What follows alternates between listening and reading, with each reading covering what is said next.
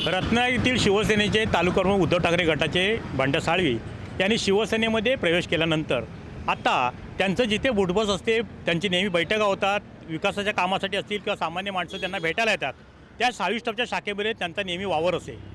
आता कालच नव्याने नियुक्त झालेले शिवसेना उद्धव ठाकरे गटाचे तालुकाप्रमुख शेखर घोसाळे यांचा शुभेच्छाचा कार्यक्रमसुद्धा उद्या संध्याकाळी 5 वाजता ह्या शाखेतच होणार आहे.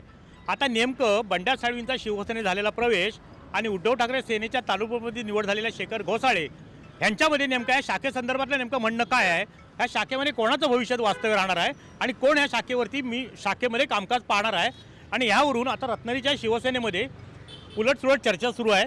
आपण आता प्रत्यक्ष शाखेमध्ये जाऊया आणि प्रत्यक्षात 2-4 दिवसापूर्वी प्रवेश केलेले बंड्याचे साळवी गेले 17 वर्ष शिवसेनेत होते, उद्धव ठाकरे सेनेत. ते आता शिवसेनेत प्रवेश केला आहे. आपण त्यांच्याशी चर्चा करूया की नेमका ह्या संदर्भात, शाखेच्या संदर्भात आपलं म्हणणं काय आहे. बंड्याचेट, आपले उठबस किंवा अनेक वर्ष शिवसेनेचं काम ह्या शाखेतून आपण करत आला. 17 वर्ष आपण एकही दिवस असं नाही की आपण या शाखेतून कधी बाहेर गेला नाहीत किंवा तुम्ही या ठिकाणी आला नाहीत. आणि ह्या ठिकाणी असताना तुम्ही सामान्य माणसाचे प्रश्न सोडवत होतात. नगराध्यक्ष असताना सुद्धा लोक तुम्हाला इथे भेटतात, तालुकाप्रमुख.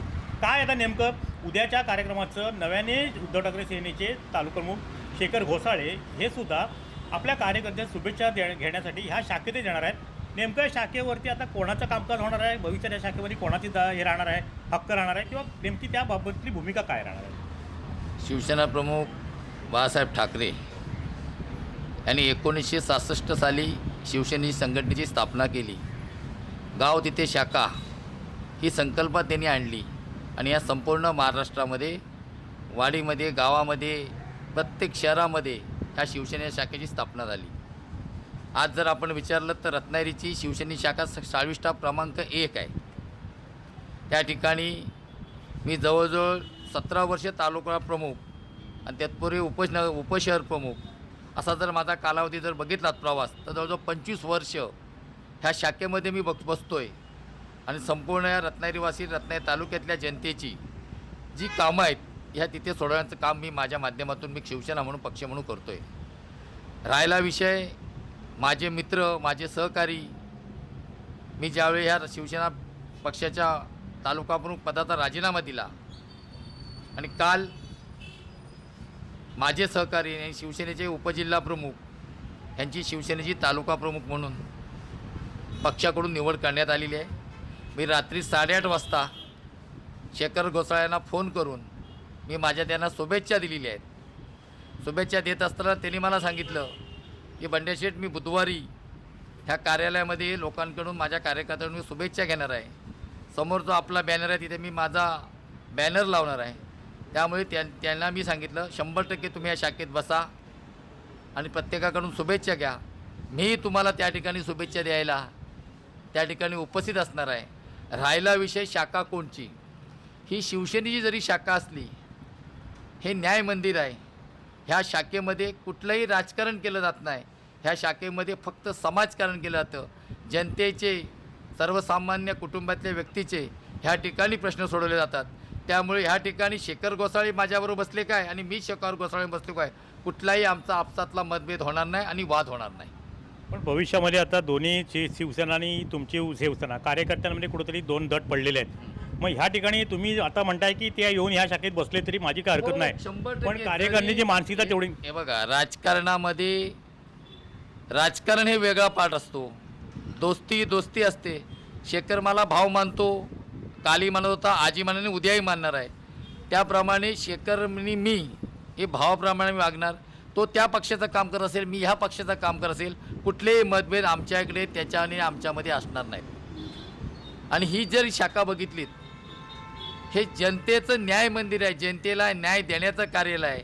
त्यामुळे हे इथं कुठलाही राजकीय हस्तक्षेप त्या ठिकाणी केला जाणार नाही. एकीकडे राज्यामध्ये 2 शिवसेनेमध्ये तट पडल्यानंतर आरोप प्रत्यारोपाच्या फैरी झाडल्या जात आहेत. दोन्ही सेनेकडून एकमेकांच्या कुरघोड्या काढल्या जात आहेत. खालच्या थरावर जाऊन टीका केली जाते.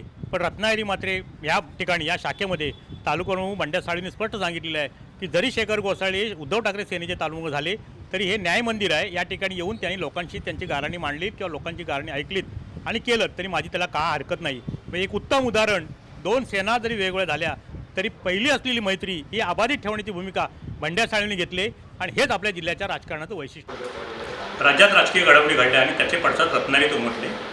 एकेकाळी शिवसेनेमध्ये 17 वर्ष असलेले शिवसेनेचे उद्धव ठाकरे सेनेचे बंड्या साळवी यांनी राजीनामा दिला आणि त्यांनी शिवसेनेत पक्षप्रवेश केला. कालच नव्याने नियुक्त झालेले उद्धव ठाकरे गटाचे नव्याने नियुक्त झालेले तारुण्य शेखर गोसाळे हे आपल्यासोबत आता इथे आहेत. विषय असा आहे की एकत्र हा दोन्ही नेत्यांनी एकत्र काम केलेलं आहे, एकत्र भावाप्रमाणे वागलेले आहेत. आता उद्या शेखर गोसाळे संध्याकाळी 5 वाजता शिवसेने शाखेत 6 स्टाफ क्रमांक शाखा 1 मध्ये आपल्या हितचिंतकांच्या शुभेच्छा स्वीकारणार आहे.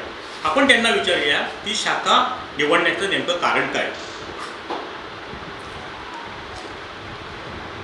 शाखा निवडण्याचं कारण आम्ही आज कित्येक दिवस शाखेतच आमचं तिथे उठणं बसणं होतं, तिथे लोकांची कामं करत होतो. त्यामुळे मला आणि 1 नंबरची शाखा म्हटल्यानंतर 6 स्टॉप त्या शाखेची निवडण्याची आमची हे. नुकतेच सेनेत गेलेले बंड्या साळवी म्हणाले जरी शेखर गोसाळे यांनी इथे येऊन या न्याय मंदिरामध्ये लोकांचे प्रश्न सोडवले तरी त्याला ना नाही. त्यावरती नेमकं बंड्या साळवींच्या म्हणण्यावरती आपली नेमकी प्रतिक्रिया काय.